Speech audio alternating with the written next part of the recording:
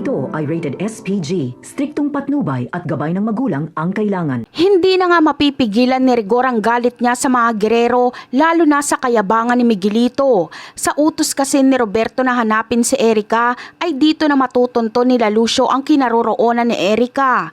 Makikita nga nila ito sa lugar ng San Dimas kung saan doon nakatira sila Rigor.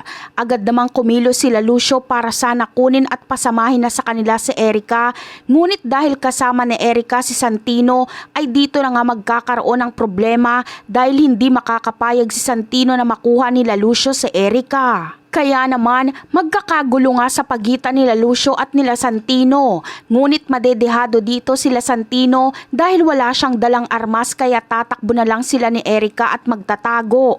Mabuti na lang ay pauwi na si Rigor at makakasalubong niya sila Santino na hinahabol nila Lucio. Kaya dito nahaharapin ni Rigor sila Lucio at makikipagpalitan siya ng putok dito. Tatawagan naman ni Lucio si Roberto na nahanap na umano nila si Erica at kasama umano ito ng anak ni Rigor na si Santino. Kaya agad na pupunta sila Roberto kung saan nandoon sila Erica at Santino. Sa mga oras na ito ay umatras na sila Lucio dahil sinabihan sila ni Roberto na baka matamaan ng bala si Erica, kaya itigil na ng mga ito ang pakikipagpalitan ng putok kay Rigor. Sa kabilang banda naman, mabilis na nakarating sila Roberto kung saang lugar nandoon si Erica at naabutan niya ngang kasama nito si Santino at Rigor. Dito ay agad na kinumpronta ni Roberto na nagsisinungaling umano sa kanya si Rigor na wala ito sa bahay nila, samantalang kasama pala nila ito sa loob ng bahay.